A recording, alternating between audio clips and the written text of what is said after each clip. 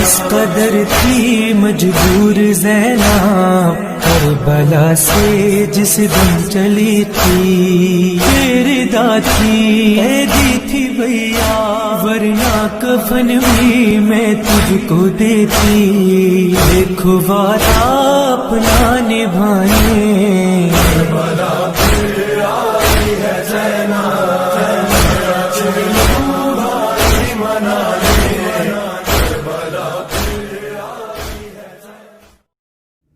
اعوذ باللہ من الشیطان الرجیم، بسم اللہ الرحمن الرحیم، الحمد للہ رب العالمین، الصلاۃ والسلام علی رسولہ الکریم، الصلاۃ والسلام علی اہل بیتہ الطیبین الطاہرین المعصومین المظلومین ولعنۃ الدائمۃ علی اعدائہم اجمعین، اما بعد فقد قال الامام الرضا علیہ السلام: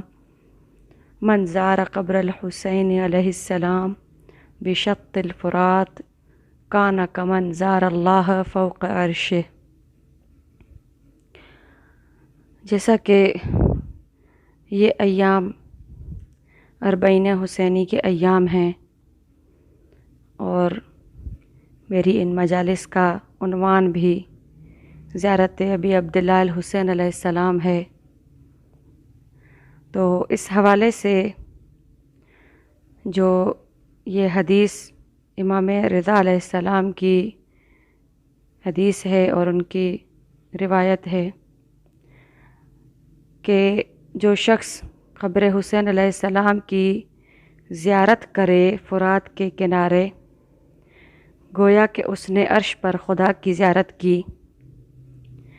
اس حدیث کے متعلق پہلی مجلس میں بیان کیا کہ یہ حدیث اور یہ روایت امام حسین علیہ السلام کی زیارت کے بلند ترین مقام کو بیان کرتی ہے اور امام کی زیارت کے بلند ترین اور بالا ترین مرتبے کو واضح طریقے سے بیان کر رہی ہے، اتنا بلند کہ جس سے بلند کوئی اور مقام ہو ہی نہیں سکتا، کیونکہ امام علیہ السلام نے فرما دیا کہ امام حسین علیہ السلام کی زیارت گویا کہ عرش پر خدا کی زیارت ہے، تو لہٰذا خدا کی زیارت سے بڑی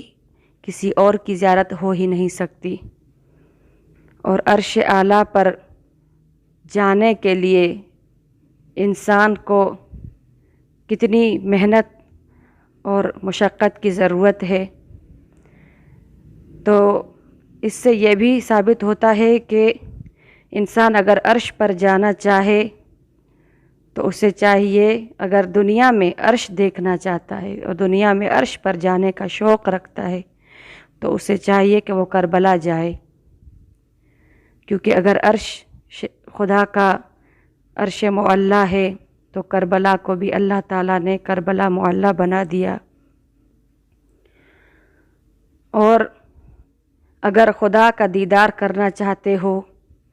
تو جاؤ حسین ابن علی کی زیارت کے لیے۔ اب اس حدیث کے ان واضح الفاظ سے اور زیادہ وضاحت کی کوئی ضرورت نہیں ہے کہ امام حسین علیہ السلام کی زیارت کا اجر و ثواب اور امام کی زیارت کا مقام اور مرتبہ اتنا بلند اور بالا ہے کہ انسان، جیسا کہ آج کل ان ایام میں خصوصاً اربعین کے دنوں میں ایسا ایک ماحول پیدا ہو جاتا ہے کہ دنیا کے کونے کونے سے اور دنیا کے گوشے گوشے سے لوگ خود کو آمادہ کرتے ہیں اور تیار کرتے ہیں اور اپنی جو ہے طاقت کے مطابق جتنا ہو سکتا ہے جد و جہد کرتے ہیں کہ ہم خود کو حرم حسینی تک پہنچائیں۔ کیوں؟ کیونکہ تاریخ نے لکھا کہ جب پیغمبر خدا کے ہاتھوں میں امام حسین علیہ السلام کو دیا گیا، جب امام کی ولادت ہوئی اور امام کو رسول خدا کے حوالے کیا گیا، تو پیغمبر خدا نے خود آسمان کی طرف دیکھ کر یہ دعا کی تھی کہ پروردگارا لوگوں کے دلوں کو حسین کی طرف مائل کر دینا۔ جب رسول اللہ نے یہ دعا کی تو اس دعا کا اثر آج کے دور میں ہم اپنی آنکھوں سے دیکھ رہے ہیں کہ اس دعا کا اثر ہم کس پرشور طریقے سے دیکھ رہے ہیں کہ لوگ دنیا کے کونے کونے سے بلا تفریق، بلا اس کے کہ کسی کے درمیان میں کوئی مذہبی تفریق ہو، کسی کے درمیان میں کوئی رنگ و نسل کا فرق پایا جاتا ہو، یا کوئی امیری اور غریبی کا فرق محسوس کرتا ہو، نہیں، بلکہ جو بھی حسین ابن علی کے در پہ آتا ہے، جو بھی اربعین حسینی منانے کے لیے اور اربعین کو حرم امام تک پہنچنے کے لیے اس راہ میں چلتا ہے، تو ان کے درمیان نہ تو رنگ و نسل کا فرق ہوتا ہے اور نہ ہی دین و مذہب کا کوئی فرق ہے اور نہ ہی امیری اور غریبی کا کوئی فرق پایا جاتا ہے۔ ہاں عزیزو، ہم خود اپنی آنکھوں سے جن جن کو مولا نے اپنی بارگاہ میں اربعین نصیب کی ہے اور جو جو رہ گئے ہیں خدا ان کو نصیب کرے، ہم سب اپنی آنکھوں سے دیکھتے ہیں کہ کربلا کی راہ ایسی راہ ہے کہ جس راہ میں زائر کو وہ مقام حاصل ہوتا ہے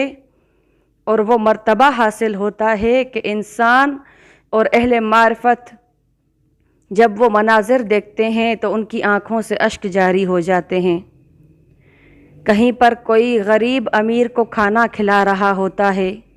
کہیں پر کوئی مسلمان، کوئی مومن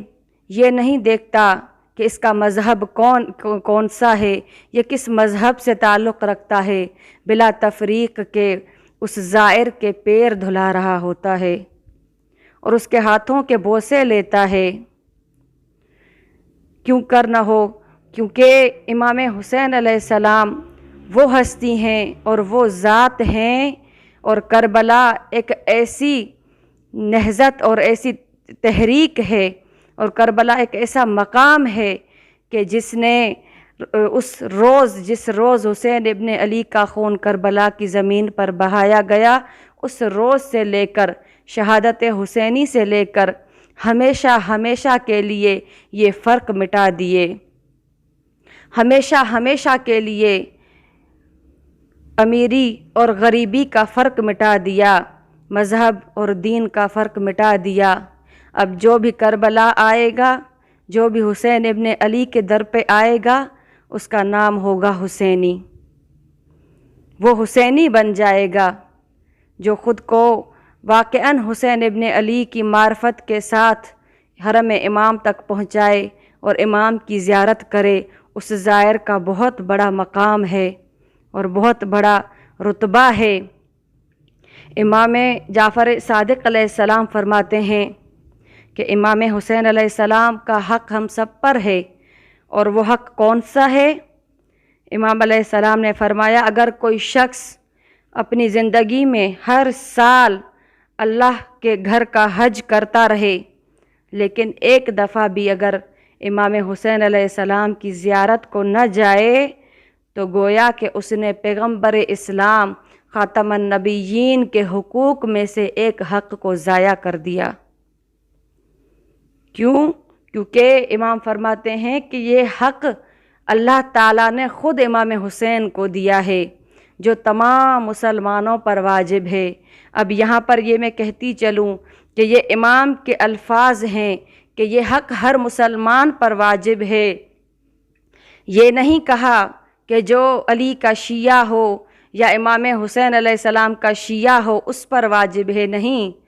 بلکہ تمام مسلمانوں پر واجب ہے کہ حسین ابن علی کی زیارت کو جائیں اور ان کے اس حق کو ادا کریں۔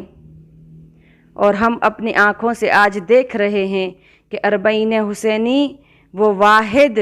منظر ہے، وہ واحد ایک زمانہ ہے اور ایک ایسا دن ہے کہ جس دن کروڑوں لوگ، چاہے شیعہ ہو چاہے سنی ہو، حتیٰ کہ غیر مسلم بھی اربعین حسینی کے دن حرم حسین میں موجود ہوتے ہیں اور اپنے اپنے مذہب اور طور طریقے سے عبادات انجام دیتے ہیں اور امام حسین علیہ السلام پر گریہ کرتے ہیں اور امام کی مصیبت کو یاد کر کے روتے ہیں، کیونکہ وہ دیکھتے ہیں اور وہ سمجھتے ہیں کہ امام حسین علیہ السلام ایسی ہستی ہیں کہ جنہوں نے کربلا میں روز عاشور تمام تر فرق مٹا دیے۔ انہوں نے یہ نہیں دیکھا کہ میرے لشکر میں ایک ایسا سپاہی بھی ہے کہ جو چند دن پہلے عیسائی تھا، نہیں، بلکہ اس عیسائی کی معرفت اور اس کی بصیرت کو دیکھا اور اس کے عشق کو دیکھا جو اس کے دل میں خدا کے لیے موجود تھا اور اپنے وقت کے امام کے لیے موجود تھا۔ لہٰذا سب نصرانی بھی جو ہیں وہ کربلا کے شہید مولا کے انصار وہب قلبی کی طرح کربلا میں آتے ہیں اور اپنے عشق اور مودت کا اظہار کرتے ہیں۔ جی ہاں عزیزو، مولا کی زیارت کا اتنا اجر و ثواب ہے کہ انسان تو کیا، مولا کی شہادت سے لے کر آج تک اور ہمیشہ تک قیامت تک، جب تک حسین ابن علی علیہ السلام کے حرم مبارک اور کربلا کی زمین کو خدا نے زندہ رکھا ہے، تب تک اللہ کے فرشتے بھی اس زمین کا طواف کرتے ہیں۔ خدا کے فرشتے بھی امام حسین علیہ السلام کی زیارت کو آتے ہیں، اور کچھ تو ایسے فرشتے ہیں جن کو اللہ تعالیٰ نے مامور کر دیا ہے کہ ہر وقت حرم حسینی میں رہیں اور امام کی زیارت کرتے رہیں اور امام کے زائروں کے لیے توبہ و استغفار کرتے ہیں۔ ایک روایت ہے کہ ابو حمزہ صومالی کا نواسہ ہے جس کا نام حسین ہے، وہ کہتا ہے کہ مروانی حکومت کا آخری زمانہ چل رہا تھا اور میں شام سے کربلا کی طرف زیارت ابی عبداللہ کی نیت سے نکلا اور میں بہت چھپ کر سفر کر کے کربلا پہنچا، کیونکہ مجھے خوف تھا کہ اگر حکومت وقت کے لوگوں نے مجھے دیکھا تو وہ مجھے قتل کر دیں گے۔ لہٰذا وہ کہتا ہے کہ میں چھپ کر جب کربلا پہنچا تو رات کا وقت تھا، فجر کا ٹائم، اور میں نے چاہا کہ اس وقت میں مولا کی زیارت کے لیے حرم امام میں جاؤں، چونکہ اس وقت حرم اس طرح سے نہیں بنے ہوئے تھے، تربت امام تھی۔ تو کہتا ہے میں مولا کی قبر کی زیارت کے ارادے سے جیسے ہی اپنی رہائش گاہ سے نکلا اور قبر کے تھوڑا قریب پہنچا تو ایک شخص میرے سامنے آیا اور وہ مجھے کہنے لگا کہ اے شخص واپس پلٹ جاؤ کہ اس وقت تم قبر حسین کی زیارت سے شرفیاب نہیں ہو سکتے۔ تو وہ کہتا ہے میں ڈر گیا اور ڈر سے واپس آ گیا۔